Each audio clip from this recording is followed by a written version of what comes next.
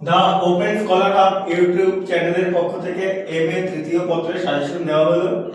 প্রথম প্রশ্ন, স্যার সৈয়দ আহমেদ খান সম্বন্ধে একটি টিকা লিখুন। দ্বিতীয় প্রশ্ন, স্বদেশী আন্দোলনের সীমাবদ্ধতা আলোচনা করো। আমাদের তৃতীয় প্রশ্ন, ভারতীয় অর্থনীতি, সমাজ জীবন ও রাজনীতির ওপর প্রথম বিশ্বযুদ্ধের প্রভাব আলোচনা করো। চতুর্থ প্রশ্ন, 1905 সালে বঙ্গভঙ্গের কারণ লেখো।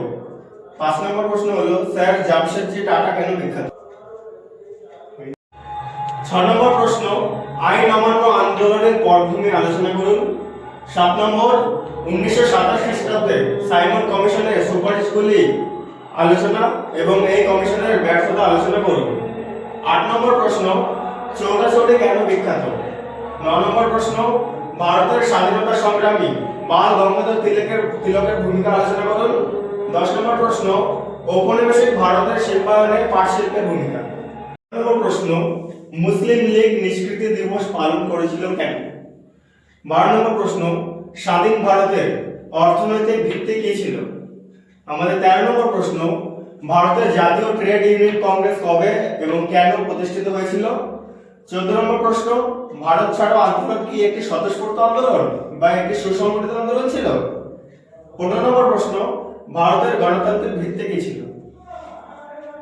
16 নম্বর প্রশ্ন, ভারতীয় জাতীয়তাবাদ সম্পর্কে বিভিন্ন ব্যাখ্যা আলোচনা করুন।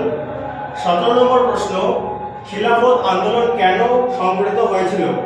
এই আন্দোলনে কংগ্রেসের ভূমিকা আলোচনা করুন। 18 নম্বর প্রশ্ন, দুই বিশ্বযুদ্ধের অন্তর্বর্তীকালীন সময়ে ভারতের মুক্তি আন্দোলনে সশস্ত্র বিপ্লবীদের অবদান উল্লেখ করুন।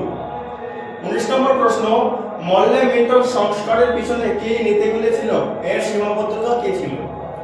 20 নম্বর প্রশ্ন, জোট নিরপেক্ষ আন্দোলন সম্পর্কে আপনি কি জানেন? 21 নম্বর প্রশ্ন, 1935 সালে ভারত শাসন আইনের উদ্দেশ্য কি ছিল? 22 নম্বর প্রশ্ন, সাম্প্রদায়িক বাটোয়ারা বলতে কি বোঝো? 23 নম্বর প্রশ্ন, ভারতীয় সংবিধানের বৈশিষ্ট্যগুলি সম্পর্কে আলোচনা করুন। 24 নম্বর প্রশ্ন, 1905 সালে বঙ্গভঙ্গের কারণ ও ফলাফল আলোচনা করুন। 25 নম্বর প্রশ্ন, যেটা খুব ইম্পর্টেন্ট, চম্পারণ ও খেতা সত্যাগ্রহে গান্ধীজির ভূমিকা মূল্যায়ন করুন। এটা আসবে।